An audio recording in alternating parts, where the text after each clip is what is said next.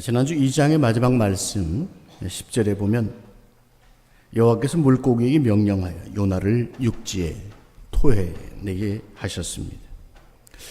물고기 속에서의 요나, 그야말로 수올과 같은 죽음의 자리와도 같은 그 절망의 자리에서 하나님은 그의 서원을 들으신 것입니다. 부르신 그 소명을 이루시는 하나님의 절대적인 주권을 우리는 여기서 볼 수 있습니다. 하나님이 부르셨다. 그리고 하나님의 일을 반드시 감당케 하시는 것입니다. 그리고 가장 합당한 길로 인도하시는 손길을 볼 수 있습니다. 여러분, 우리 모두는 부르심을 받은 사람입니다. 요나서의 핵심은 바로 거기에 있지 않겠습니까? 우리는 소명을 받은 사람이라는 것입니다. 그리스도인으로서 하나님께서 부르셨습니다. 직분자로서 하나님께서 우리를 부르셨습니다. 목사만이 하나님 부르신 자가 아닙니다. 결코 아닙니다. 각자의 삶의 직업 속에서 하나님은 우리를 부르셨습니다. 왕 같은 제사장의 의미가 바로 거기에 있습니다. 직업이라는 말, 여러분도 많이 들어보셨겠지만 vocation이라는 말이 있습니다. 그것은 부르심이라는 뜻입니다. 소명, 직업, 이 같은 말이라는 것이죠. 각자의 삶의 직업 속에서 하나님은 우리를 부르신다. 또한 우리로 직분자로 부르신다. 그리스도인으로 부르신다. 바로 오늘 나의 삶의 자리, 나의 직업의 자리에 내가 서 있는 그 자리는 하나님이 보내신 자리요, 하나님이 우리를 부르시는 자리입니다. 하나님의 부르심을 우리는 감당하는 그 자리가 바로 그 자리인 것입니다. 그러므로 그리스도인의 직업 혹은 그리스도인의 가정 혹은 그리스도인들이 감당하고 있는 살림, 이 모든 것은 한마디로 영적입니다. 모든 그리스도인은 거룩합니다. 하나님께서 그와 함께 계시기 때문입니다. 우리의 겉사람 혹은 세상에서의 욕망에 우리의 중심이 흔들리며 우리의 거룩함을 인지하지 못하고 놓칠 때가 있습니다. 우리 겉사람의 욕망을 따라가다 보면 하나님께서 내 안에 내주하시고 성령께서 나와 함께 하시고 나를 거룩하게 하신 그 의미를 잃어버릴 때가 있습니다. 그리고 세상이 하도 돈 하는 그 세상 속에서 돈으로 가치를 따지는 그 직업에 귀천이 생겨나고 내 일 지겹게 여길 때가 있을 것입니다. 성도라면 기억해야 됩니다. 우리가 있는 그 자리에서 하나님이 우리를 쓰고 계십니다. 우리를 부르고 계십니다. 성령님의 역사가 우리 속에 있는 것입니다. 바로 이것에 분명한 의식이 있어야 됩니다. 여기에 영적 감각이 살아 있어야 하는 것입니다. 이 소명을 생각할 때마다 어떻게 하면 이 소명을 잘 지켜갈 수 있는 것인가? 이때마다 생각나는 이야기가 있습니다. 마게도니아 왕 알렉산더 이야기입니다. 알렉산더가 12살 소년 때 일입니다. 아버지 그 왕되는 필리포스 2세에게 어떤 상인이 찾아왔습니다. 말을 사라는 겁니다. 좋은 말이, 기가 막힌 준마가 있는데 이 말을 좀 사십시오. 13달란트를 내면 된다. 13달란트면 대단히 비싼 값입니다. 성경에 우리가 빚진 자의 비유가 1만 달란트가 나오는데 팔레스타인, 가나안 전체에서 1년 동안 거두는 세금이 1만 달란트입니다. 그러니까 말 한마리에 13달란트면 얼마나 비싼 것인지 알 수 있습니다. 새까맣고 기가 막히게 잘생긴 흑마입니다. 그래서 필리포스 2세가 대신들을 이끌고 이 말을 다 끌고 궁정 승마장으로 향해 갑니다. 그리고 장군들에게, 제일 용맹스러운 장군들에게 좋은 말이니 한번 시승을 해보라고 합니다. 보통 이야기가 이렇게 진행될 때는 다 시승을 해보는데 안 됐다. 보통 이야기가 이렇게 전개되죠. 사실 그랬습니다. 아무도 할 수 없습니다. 백전노장 장군들이라도 올라타면 앞바퀴로 껑충거리고 뛰어 떨어지면 몸부림을 치면서 뒷발급질을 해서 그냥 부상을 입고 사람이 나가 떨어집니다. 누구도 그 말을 탈 수가 없습니다. 말이 너무 난폭하니까 이 왕이 상인에게 괘씸하다고 탈 수도 없는 야생마를 가지고 와서 타라 그러느냐 야단을 칩니다. 그때 뒤에 있던 알렉산더가, 영웅은 이렇게 나타나잖아요. 뒤에서 12살 된 그 알렉산더가 들릴 듯 말 듯이 솜씨도 용기도 없는 사람들이 명마를 알아보지 못하는구나 하는 말을 합니다. 그 아버지가 이 말을 듣고 화가 납니다. 아니 뭐 이놈아, 조그만 놈이 장군들도 탈 수 없는 말을 네가 한번 타볼 테냐? 이해해보겠습니다. 12살짜리 꼬마 알렉산더가 그 말에게로 가까이 가서 고삐를 잡자 우선한 게 있습니다. 말의 방향을 돌려 세우는 겁니다. 어디를 향해서? 태양을 향해서. 말을 저 태양을 향해서 방향을 돌려놓고 올라탑니다. 말이 순순히 이 사람을 태웁니다. 알렉산더가 궁정 승마장을 한 바퀴 돌고 제자리에 돌아갔을 때 깜짝 놀라면서 이 필리포스 2세가 아들을 보고 말합니다. 내가 다스리는 마게도니아 안에는 네가 차지할 만한 땅이 없을 것이다. 너는 너의 땅을 따로 독립해서 찾아나가라. 세상을 정복하라. 이런 말을 했다는 것이죠. 이 말이 부케팔로스라는 말입니다. 알렉산더의 전쟁에 늘 동행했던 명마였습니다. 장군들이 탈 때는 그 난리를 치며 버둥댔던 이 말이 이 소년이 탈 때는 얌전했던 이유가 무엇이었을까요? 중요한 것 여기서 여러분 하나 꼭 체크하십시오. 말을 탈 때 버둥거리는 이유는 말이 그림자를 봐서랍니다. 그림자를 봐서 놀래서입니다. 대부분 말을 탈 때 버둥거리는 이유가 태양을 등지고 있으면 그림자가 보이죠. 그림자가 말의 눈에 보일 때 사람이 자기 등에 올라타는 그림자를 보면 깜짝 놀랍니다. 자기 그림자만 봐도 놀라는데 깜짝 놀라서 두 발을 치켜들고 버둥거릴 땐 그 모습을 보고는 더 놀랍니다. 자기 그림자를 보고 놀라는 겁니다. 그래서 기겁을 하고 난리를 친다는 것이죠. 알렉산더는 조용히 말에게 갑니다. 말의 고삐를 잡고 태양을 향합니다. 태양을 향하게 했을 때 알렉산더가 말 위에 올라탑니다. 이 말은 이 태양을 향해 있기 때문에 그 빛만 바라볼 뿐 아무것도 보이지 않습니다. 태양만 보입니다. 조금도 놀랄 일 없이 알렉산더를 태우고 궁정 승마장을 한 바퀴 돌게 된 것입니다.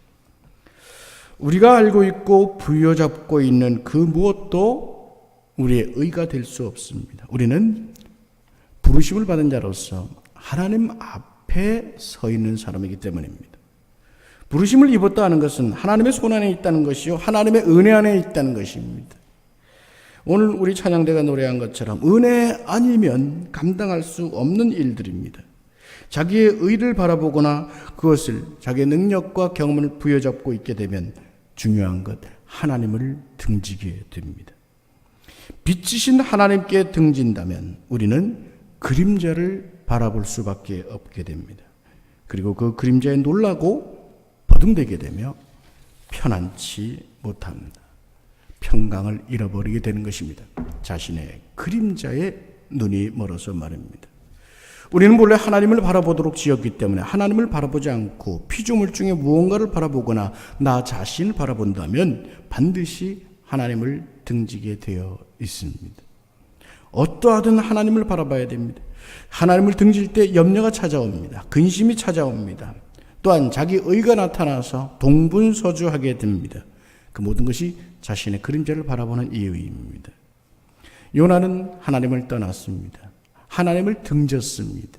그러다가 물고기 뱃속에까지 들어갔습니다. 그 자리에서 하나님은 다시 그의 소원을 들으시고 그를 불러 세우십니다. 오늘도 우리를 향하신 주님의 사랑은 놀랍습니다.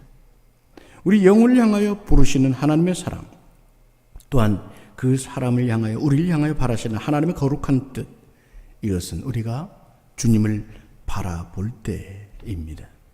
그림자를 바라보는 것이 아니라 주님을 바라볼 때 평강과 지혜를 주시며 우리 생을 더욱 복되게 인도해 가시고 우리에게 맡겨주신 그 소명, 부르심, 그 일을 하나님께서 친히 이루어 가십니다. 요나가 바로 지금 그런 과정을 거치고 있는 것입니다. 하나님께서 요나에게 두 번째로 임하셨다. 1절은 기록합니다. 여호와의 말씀이 두 번째로 요나에게 임하니라. 다시 부르심, 제 소명입니다. 우리 인생에는 어떤 상황에서든 다시 일어설 수 있는 이 용기와 믿음이 중요합니다. 다시 일어설 수 있는 그 과정이 또 필요합니다. 실패의 자리에서 일어설 수 있는 사람에게 참된 승리가 있습니다. 실수를 해본 사람이 어떤 면에서 더 탄탄히 올라갈 수 있습니다. 우리에게 주신 소명을 여러분 포기하지 마시기 바랍니다. 진심으로 구할 때 하나님께서 다시 일으켜 주실 줄을 믿습니다. 바로 그 믿음을 가지고 우리에게 맡겨주신 그 소명을 가장 소중히 여기며 가는 것입니다. 나중에 보게 되겠지만 그 소명이 얼마나 소중한지 모릅니다. 하나님은 요나를 다시 불러서 2절 말씀해 보면 니누에 성으로 가라고 하면 저 큰 성읍 니누에로 가서 명하신 것을 선포하라. 내가 명한 바 그들에게 선포하라. 그것을 말씀합니다. 명하신 바가 뭐였을까요? 네, 1장으로 가서 보면 되겠습니다. 1장에서 보면 1장 2절 너는 일어나 저 큰 성읍 니누에로 가서 그것을 향하여 외치라. 뭐라고 외치라고 했죠? 그 악독이 내 앞에 상달되었음이니라. 악독이 내 앞에 상달되었다. 아수르가 특히 니누의 성이 얼마나 악한지 그 악이 차고 넘치다 못해 그 악의 기운 혹은 악의 악취가 거룩하신 하나님 앞으로 도달되었다. 이것입니다. 하나님의 거룩하심 앞에서 도시에 악이 가득하게 될 때에는 창세기에서부터 쭉 기록됩니다. 그것은 하늘에 상달되었고 하나님께서는 그 성읍을 치셨습니다. 그 악독이 내 앞에 상달되었습니다. 요나는 드디어 이 말을 전하러 갑니다. 그런데 여전히 요나는 그 마음이 내키지가 않습니다. 그의 행동을 보면 알 수 있죠. 니누에는 큰 성이라 했습니다.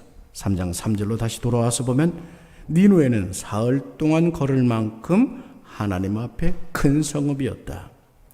사흘 동안 걸어야 될 길이라고 한다면 보통 지금의 계산으로 추측을 해볼 때 둘레가 약 100km 정도 됩니다. 지름은 한 32km 정도 되는, 지름이 32km, 둘레가 100km.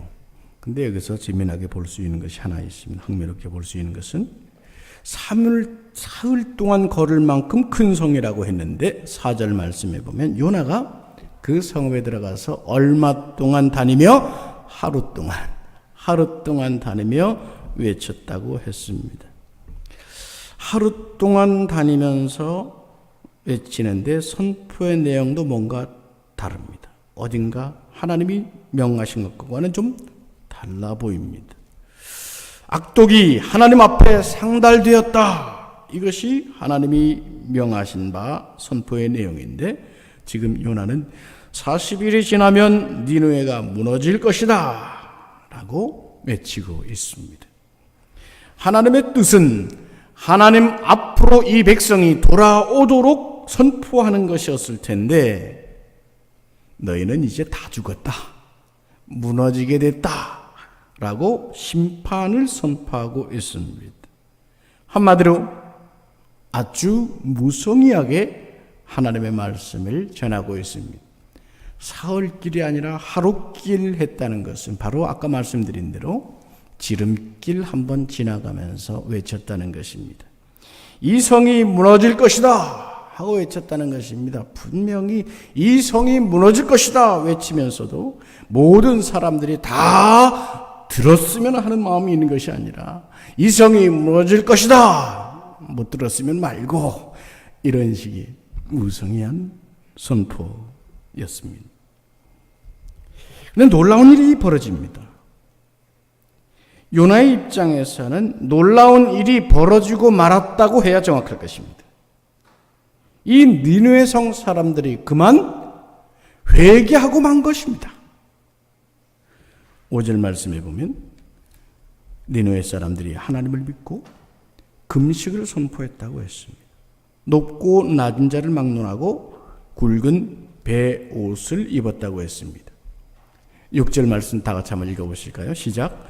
그 일이 니느웨 왕에게 들림에 왕이 보좌에서 일어나 왕 옷을 벗고 굵은 배 옷을 입고 제 위에 앉으니라. 왕까지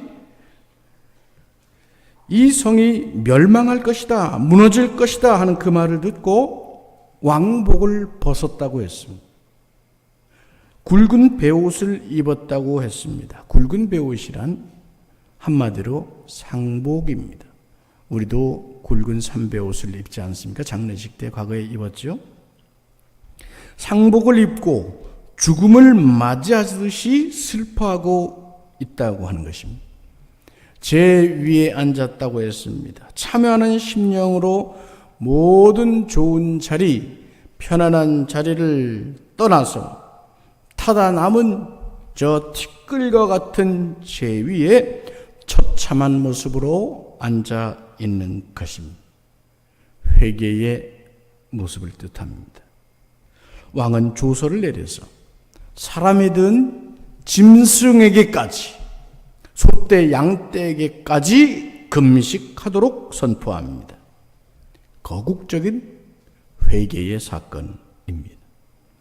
한편 이 왕은 대단히 지혜롭고 백성을 사랑하는 왕으로 보입니다.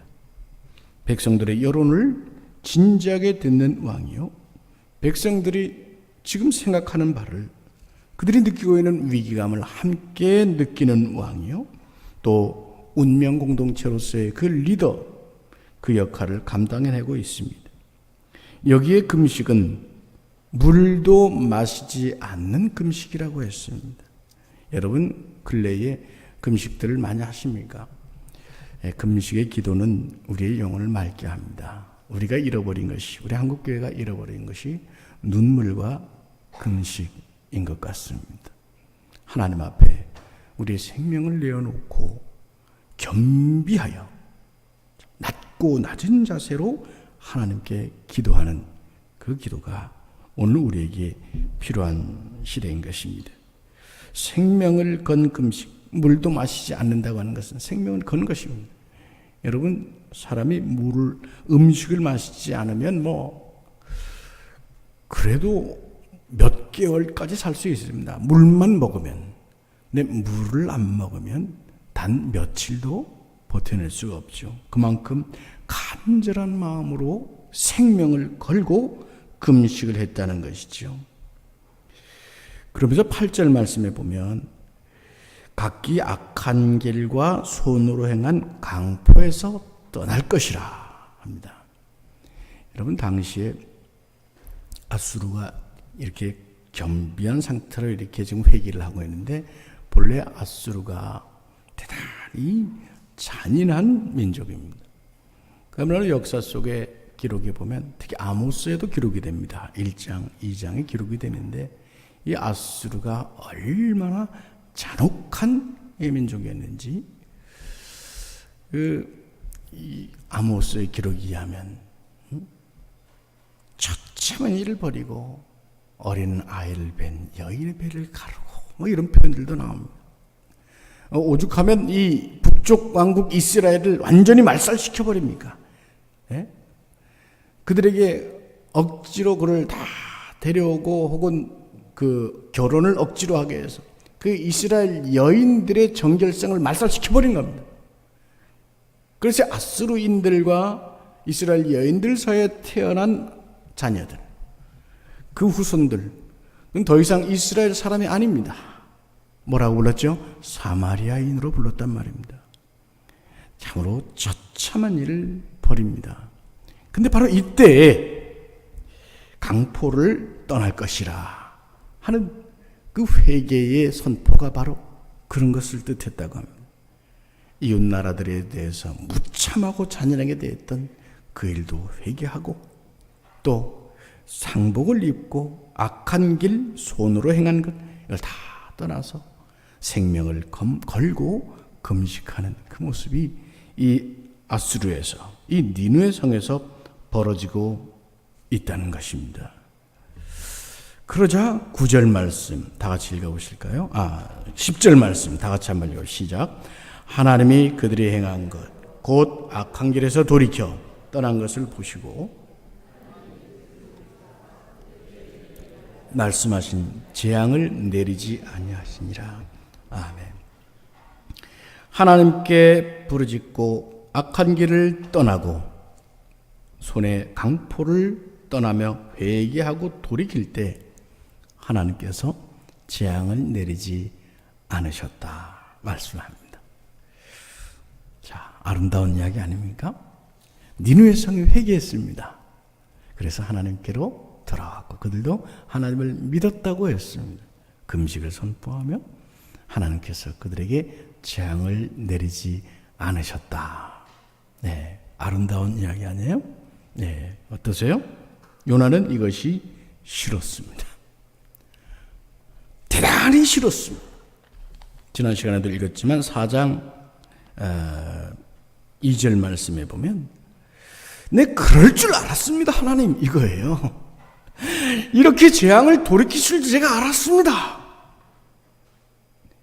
그래서 제가 그때도 도망간 거 아니었습니까? 요나는 대단히 지금 마음이 좋지 않습니다. 재앙을 거두어 버리신 하나님이 싫습니다. 저 잔혹 무도한 저 아수르가 재앙을 받고 멸망이 돼야 되는데 멸망되지 않은 그 일로 인해서 요나는 너무나도 고통스럽고 힘듭니다.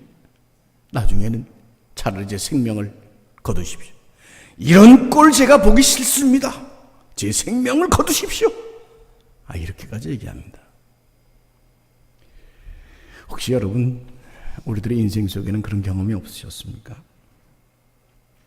하나님의 뜻을 알 수 없고 또 하나님의 손길이 납득이 안 됩니다. 또 하나님이 하신 일이 원망스러울 때 말입니다.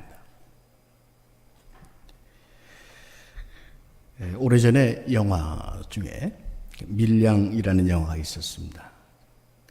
이창동 감독이 만든 영화입니다. 영화 밝고 좋은 영화가 아닙니다. 어찌 보면 나쁜 영화입니다. 전도연 씨가 주인공으로 등장했던 이 영화를 저도 여러 번 봤습니다.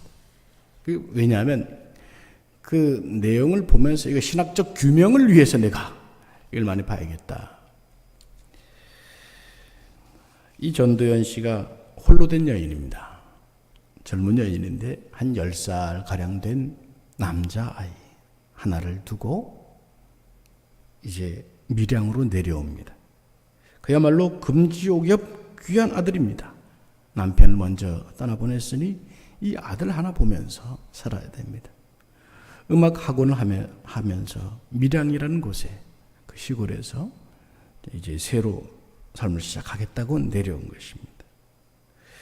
근데 그 귀한 아들, 그 예쁜 아들, 내 인생의 유일한 희망으로 걸어놨던 이 아들이 그만 유괴를 당합니다. 이 어미의 마음이 어떻겠습니까? 이 아이가 어떤 아이입니까? 내 생의 마지막 남은 희망, 그 아들이 유괴되어서 죽고 맙니다. 이 끔찍한 상황을 이 여인이 어떻게 이겨내느냐. 그야말로 참으로 힘든 이 고통의 시간이 그 인생에 찾아왔을 때 그녀는 신앙으로서 이 일을 이겨내려고 합니다.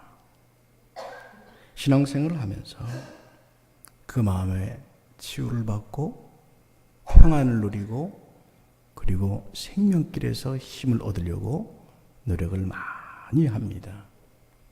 그러던 중에 조금씩 마음에 가라앉는 것 같고 한 가지 소식이 들립니다.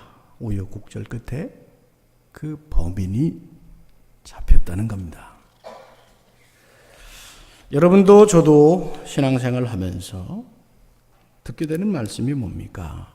내 원수를 사랑하라 하셨던 주님의 말씀을 듣게 되고 사랑과 용서의 메시지를 많이 듣게 되잖아요. 이 여인도 고통스럽지만, 정말 고통스럽지만 이런 신앙적 결심을 합니다. 그 사람을 찾아가 용서하기로 말입니다. 그래서 교도소로 면회를 갑니다. 여기가 이 영화의 가장 중요한 핵심 포인트입니다. 그 남자와 마주대하고 하는 대사가 이것입니다. 그대로 제가 따와 봤습니다. 경상도 사투리가 들어가 있습니다. 당신을 용서하기로 했어요. 그래서 찾아온 거예요. 그분의 사랑을 전하기 위해서. 그러니까 예수를 믿으니까 당신 용서하고 주님의 사랑을 당신에게도 전하기 위해서 왔다 하는데, 이 말 끝에 하는 저 남자의 말에 이 여인이 무너지고 맙니다. 고맙습니다. 정말 고맙습니다. 준이 어머님한테 우리 하나님 아버지 얘기를 들으니 너무도 감사합니다. 저도 믿음을 가지게 되었거든요. 요 교도소에 들어오게 된 이후로 하나님을 가슴에 받아들이게 되었습니다. 하나님이 이 죄 많은 인간한테 찾아와 주신 것이에요. 그래요?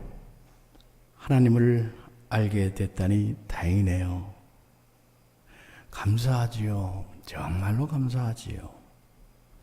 하나님이 이 죄 많은 놈한테 손 내밀어 주시고 그 앞에 엎드려가 지은 죄를 회개하게 하고 제 죄를 용서해 주셨습니다. 눈물로 회개하고 용서를 얻었습니다. 준이 어머님을 위해서도 기도합니다. 요새는 기도로 시작하고 기도로 하루를 마감합니다. 늘 기도 생활합니다. 준이 어머님을 위해서도 죽을 때까지 기도할 겁니다. 그런데 이렇게 만나고 보니 참 감사한 것이 하나님께서 제 기도를 들어주셨나 봅니다. 단순하게 들을 얘기가 아니에요. 그렇죠? 이거는 단순하게 죄인이 회개해서 하나님께 구원받았다, 이 스토리가 아닙니다. 그냥 기가 막히게 이 들어있는 어떤 우리 인간의 이해로는 다 이해할 수 없는 모순, 그게 여기에 들어있죠.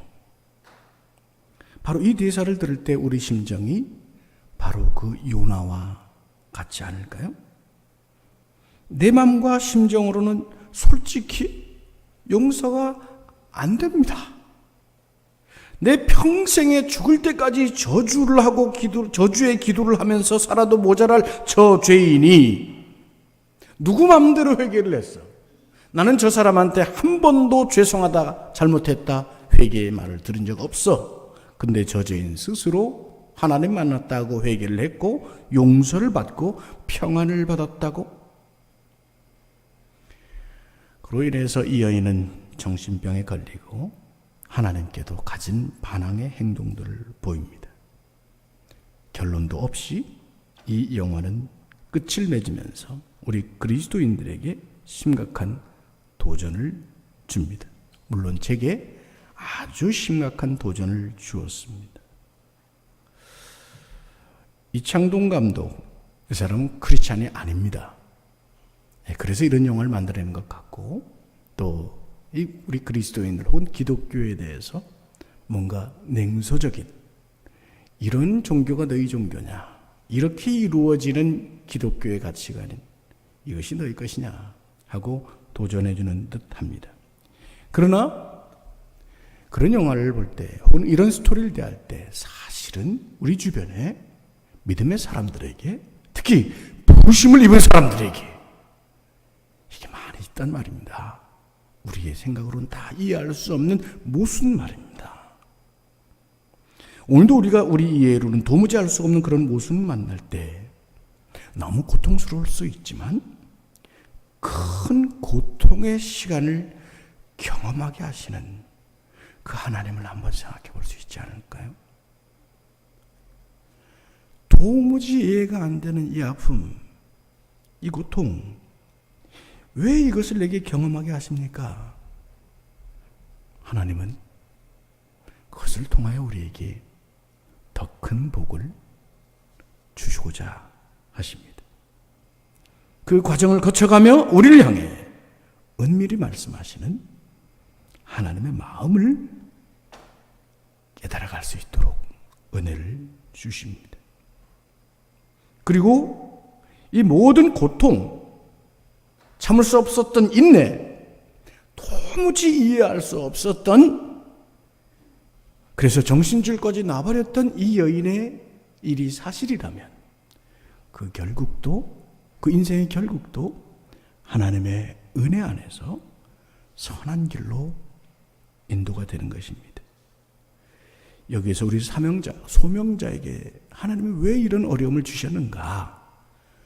오늘 같은 날은 그것도 한번 생각해 보십시오. 그래서 요나서는 우리에게 귀합니다. 선한 길로 인도하시며 그런 나를 성숙시켜서 다른 사람을 돌볼 수 있게 하고 바라볼 수 있게 하고 사랑할 수 있게 하시는 것입니다. 바로 그런 영적 안목을 내게 주신 것입니다. 왜? 불렀으니까. 하나님이 부르셨으니까. 그래서 소명자들의 경험은 하나님께서 귀히 쓰시는 경험인 것입니다. 세상 사람들은 말할지 모릅니다. 아이고 저 인생 저 운명. 우리도 때때로는 낙심하고 주저앉아 있어서 내 인생이 왜 그래? 내 인생이 왜 그래? 그런 마음이 들 때면 분명히 기억해 두십시오. 오늘 요나를 통해서 그 인생이 그래서 하나님께서 그 영혼의 눈을 열어 이웃의 고통을 볼 수 있게 해주시는 것입니다. 다음 주에 얘기할까 했는데 오늘 미리 말씀드릴까요? 요나가 지금 소위 미치고 환장하도록 싫어요. 생명 가져가세요 할 만큼 싫어. 하나님의 의는 도대체 어디 있는 것입니까? 말하고 싶은 거예요 지금. 성경을 읽다가 제가 크게 무릎을 치면서 대답 하나 딱 얻었어요. 요나서를 읽고 나서는 반드시 어디를 읽어야 되느냐? 나훔서를 읽어야 됩니다. 요나로부터 딱 100년 후 나홈이라는 선지자가 일어나 아수르의 멸망을 예언합니다. 그리고 아수르는 역사 속으로 사라집니다. 하나님께서는 의로우신 분이요 반드시 선한 길로 이끌어 가시는 분임을 믿으시길 바랍니다. 역사 속에서 그 일을 이루어 가신단 말입니다. 그리고 오늘 우리가 살아가는 삶의 모든 자리의 문제들, 어려움들, 난점들, 해결 못하는 것들, 요한계시록 21장에 뭐라고 그러세요? 그늘의 눈물을 다 씻어주신다고 했죠. 그리고 22장 저 생명수 흐르는 강가 그곳에서 하나님이 어떤 복을 주실지 우리 다 같이 그 말씀 한번 읽어보고 마치겠습니다. 요한계시록 22장 1절에서 5절까지의 말씀.